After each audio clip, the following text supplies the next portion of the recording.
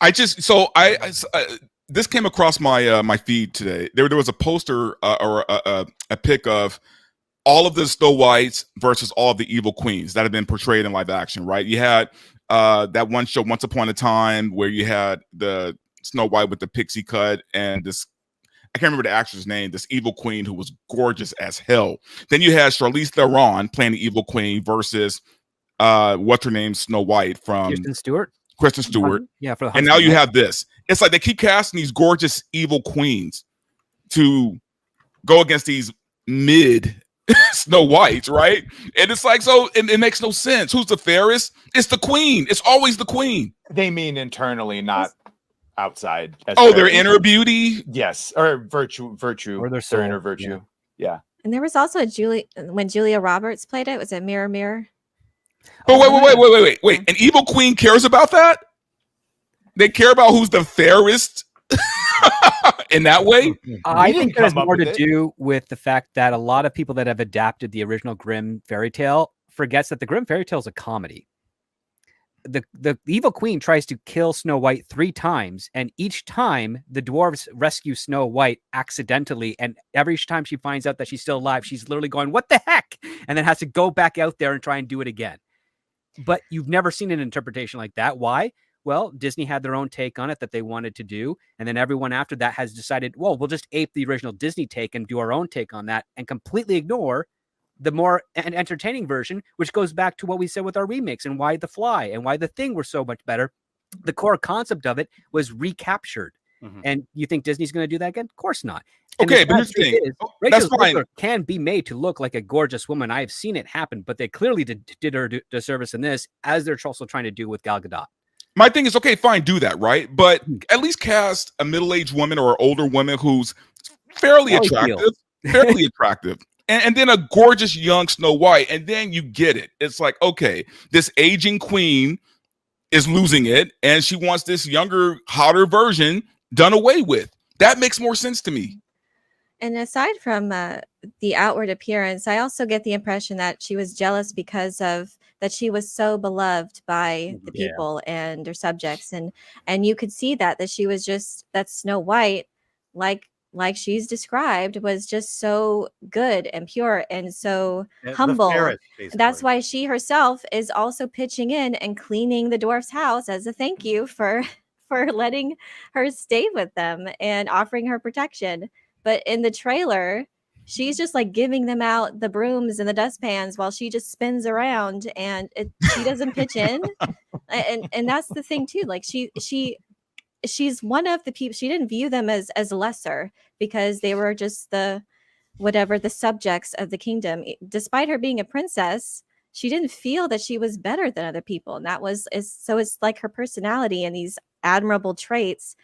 And that's what also I get from the queen, that she was just jealous because the people loved her so much. But I don't get the sense in this newest remake that would be the case. Well, they don't know how to write about villains. it in her interviews that Snow White, she would finally get to portray her leadership skills. That Snow White would be the She's leader. like the worst squatter in the world. That's what she's being portrayed as.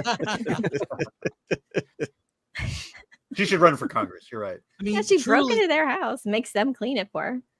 Ain't that a bitch? Like, we letting you stay here? Imagine coming you're home making from us a hard clean? day of work at the mines. You've been mining diamonds all day long. You walk in the door, a broom hits you in the chest. Hey, guys, you need to clean up. Okay, it's a little dirty in here. It's No, I want one of those. Here we go again. What is that? Also, no one. How is this fun? That's the part you're going to choose to like advertise your movie, is just to like clean the house.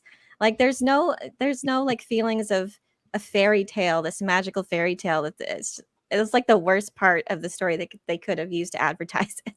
I agree with Alan's take on it from yesterday. I think Disney just wants to get it out there and get it over with. They just want to throw it out there, whether you see it or not. They don't care. They just want this over with. Skate quickly over thin ice. Yes. Yeah. Well, you don't know how to write Inside Out 2 and Wolverine and Deadpool made too much money They need to reduce those profits, and that this movie is going to be the thing to do it.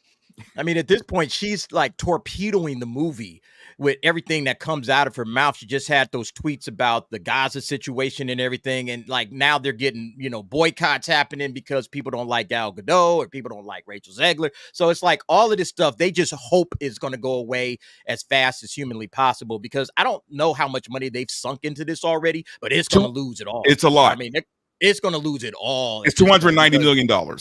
Yeah, And I they're just also did a 1 video. year The late, trailer, at least. the trailer hit 1 million downvotes already on the teaser trailer. It has 1 million downvotes, not even 79,000 upvotes. People are coming out and dog walking and trashing this thing at this point.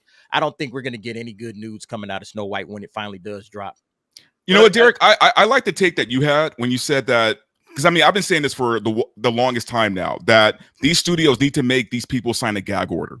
They need to sign a gag order. They can't say anything in the media that's going to hurt the film until at least 6 months after the film's released. At least 6 months. They either that, or they need to have, like you said, some skin in the game, right? Like their check is dependent on how well that movie does. Once that happens, you're going to see a lot less dumb shit being said in the media.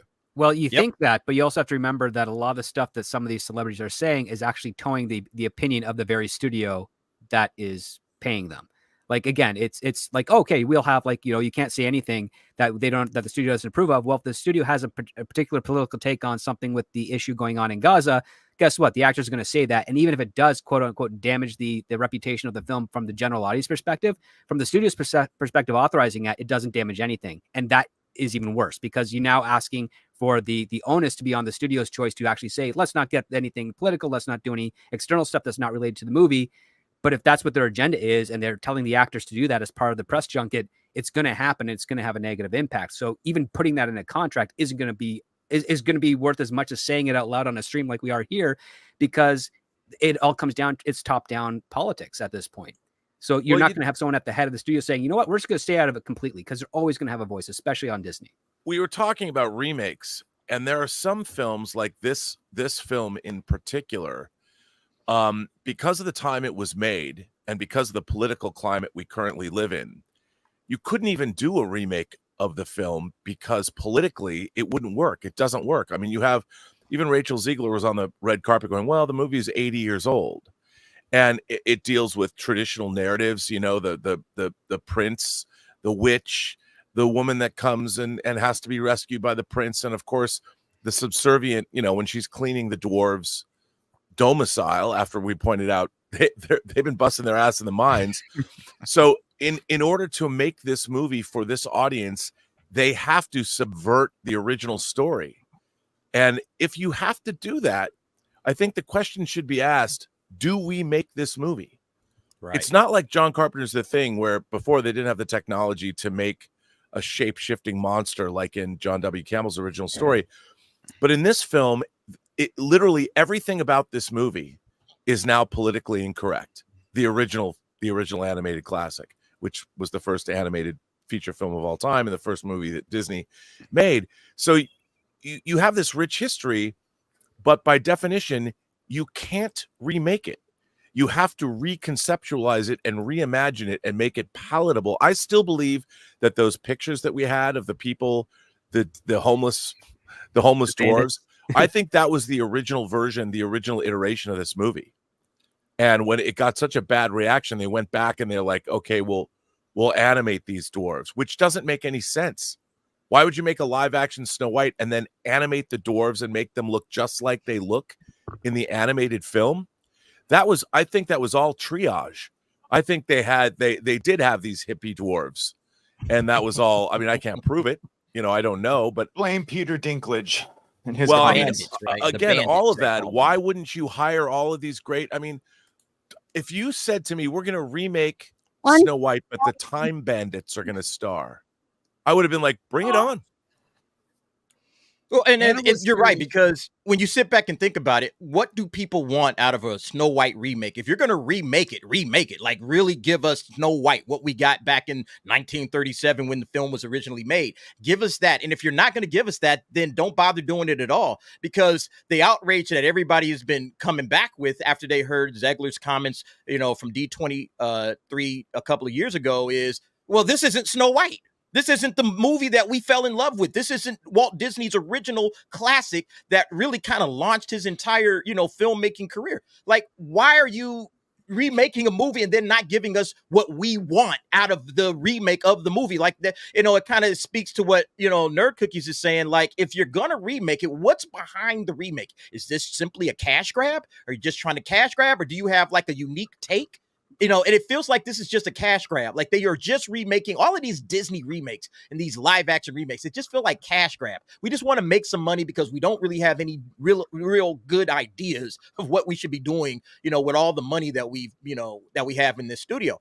Disney needs to go out and start, making new things, because anytime they remake something, they kind of mess it up and it's never as good as the original. And they just get a lot of backlash from it at the end of the day. And this movie it's going to lose all of the money that they put into it. So, I mean, it's just, they got to rewire and rethink the way that they're coming about this, because it's just blowing up in their faces at this point. But also, they're trying to take a movie or a story that is, at its essence, a love story.